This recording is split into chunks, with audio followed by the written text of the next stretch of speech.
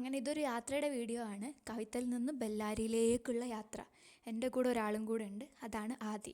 ഇതിൽ കാണാം നിങ്ങൾക്ക് വഴിയേ. ഞങ്ങളപ്പോൾ കവിത്തലിലേക്ക് രാവിലെ ഒരു 7-7:30 ആയപ്പോഴേക്കും വന്ന് ബസ് കയറി കഴിഞ്ഞിട്ട് ലിങ്സൂർ ചെന്നിറങ്ങിയതിന് ശേഷം ബെല്ലാരിക്കുള്ള ബസ് കയറിയിട്ട് ഞങ്ങളിങ്ങനെ പോവാണ്.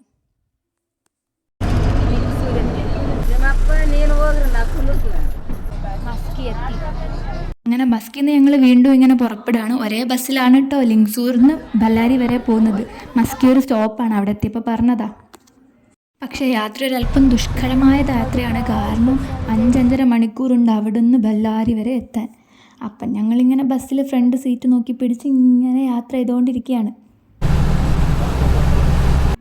വഴിയിൽ കണ്ട കൗതുകകരമായ എല്ലാ കാഴ്ചകളും ഞങ്ങൾ ഒപ്പാൻ നോക്കിയിട്ടുണ്ട്. പക്ഷേ ഇടയിൽ ഒരു ആക്സിഡൻറ്റും കണ്ടു. പിന്നെ ഡ്രൈവറും വേറൊരാളും തമ്മിൽ 4 അടിയും കണ്ടു. അത് രണ്ടും ഷൂട്ട് ചെയ്യാൻ പറ്റിയൊരു സിറ്റുവേഷൻ അല്ലാത്തതുകൊണ്ട് ഷൂട്ട് ചെയ്തില്ല.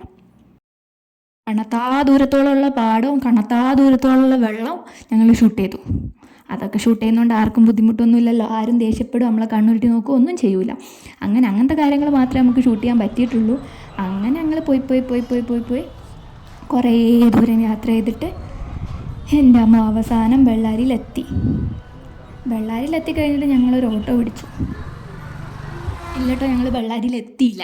ഞങ്ങൾ അതിൻ്റെ ഇടയിൽ എവിടെയോ ഒരു സ്ഥലത്ത് നിർത്തിയിട്ടപ്പോൾ ഓടിപ്പോയി ആദ്യം ഫാൻറ്റസിയും ബിങ്കോയും വാങ്ങിക്കൊണ്ടുവന്ന് പിന്നെ അത് കഴിച്ചായി യാത്ര.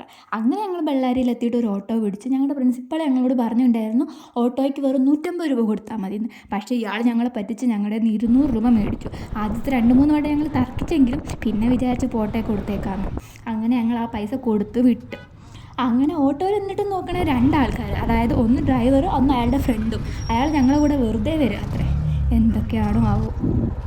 അങ്ങനെ ഒടുക്കം ഞങ്ങൾ എൻ്റെ സ്കൂളിലെത്തി. ഇനി ഇവിടെയാണ് എൻ്റെ ജീവിതം. അയ്യോ, ഇനി എന്തൊക്കെയാണ് സംഭവിക്കാൻ പോകുന്നത്, എന്തൊക്കെ ഉണ്ടാവുന്ന ഒന്നും ഒരെത്തും പിടിയില്ല. എല്ലാം വരുന്നിടത്ത് വെച്ച് നേരിടാനുള്ള ശുഭപ്രതീക്ഷയിൽ അങ്ങ് ജീവിക്കാൻ പോവുകയാണ്. എന്തായാലും ആദ്യം ഞങ്ങൾ എൻ്റെ ലഗേജ് എല്ലാം ഇവിടെ കൊണ്ടുവന്ന് ഏൽപ്പിച്ചു. പിന്നെ കാര്യമായിട്ടൊന്നുമില്ല. ഇനി ഇവിടെ ഹോസ്റ്റലിലാണ് ഞാൻ നിൽക്കാൻ പോണത്. എൻ്റെ റൂമിൽ ഒരു ടീച്ചറും കൂടെ ഉണ്ടാവും എന്ന് എനിക്കറിയാം. ബാക്കി ഡീറ്റെയിൽസൊക്കെ ഇനി വഴിയേ അറിയാൻ പറ്റുള്ളൂ. എന്തായാലും ഞാനിവിടെ വന്നിട്ട് ഞാനൊരു കോണ്ടൻറ്റ് ക്രിയേറ്റർ ആണെന്നൊക്കെ പറഞ്ഞപ്പോൾ ഓരിനോട് പറഞ്ഞ് കോണ്ടൻറ്റ് ക്രിയേറ്റർ ആവുന്നതൊക്കെ കൊള്ളാം, പക്ഷേ ഞങ്ങളുടെ സ്കൂളിലെ കുട്ടികളുടെയോ സ്റ്റാഫ്സിൻ്റെയോ ആരുടെയും വീഡിയോസ് മാനേജ്മെൻറ്റിൻ്റെ പെർമിഷൻ ഇല്ലാതെ എവിടെ ഇടാൻ പറ്റൂലെന്ന്. ഓക്കെ ആയിക്കോട്ടെ, എടുക്കുന്നില്ല എന്ന് ഞാനും പറഞ്ഞു. പക്ഷേ എന്നും എനിക്ക് കോണ്ടൻറ്റ് ഇട്ടില്ലെങ്കിൽ എങ്ങനെയാണ് ശരിയാവുക? എനിക്കൊരു സന്തോഷം ഉണ്ടാവില്ല. സോ ഞാൻ വിചാരിച്ചു ഒരു കാര്യം ചെയ്യാം, എൻ്റെ വീഡിയോസ് എനിക്ക് എടുത്തിടാമല്ലോ, പിന്നെ സ്കൂൾ പ്രിമൈസസും ഇട്ടോളാം അവർ പറഞ്ഞ്. അങ്ങനെ അത് രണ്ടും ഇടാമെന്ന് ഞാനങ്ങ് തീരുമാനിച്ചു. അങ്ങനെ ജോയിനിങ്ങിനുള്ള കാര്യങ്ങളൊക്കെ എഴുതി കൊടുത്ത് പ്രൊസീജിയേഴ്സൊക്കെ കഴിഞ്ഞ് പിന്നെ സ്കൂളൊക്കെ ഒന്ന് അടിമുടി ചെറിയ നോട്ടത്തിൽ കണ്ട് നല്ല ബേജാറും ടെൻഷനും ഉണ്ട് കേട്ടോ. ഇല്ലാണ്ടിരിക്കുക എങ്ങനെ, നിങ്ങൾ തന്നെ ഒന്ന് ആലോചിച്ച് നോക്കി. ഏതോ ഒരു നാട്ടിൽ ഏതോ ഒരു സ്കൂളിൽ വന്ന് വിട്ടാൽ പിന്നെ ആദ്യം ബസ് കയറ്റി വിട്ട് ഒരു ബൈ ഒക്കെ പറഞ്ഞതിന് ശേഷം ഞാൻ എന്ത് ചെയ്ത്, ഞാനൊരു ഓട്ടോയും പിടിച്ച് തിരിച്ച് ഹോസ്റ്റലിലോട്ട് പോന്നു.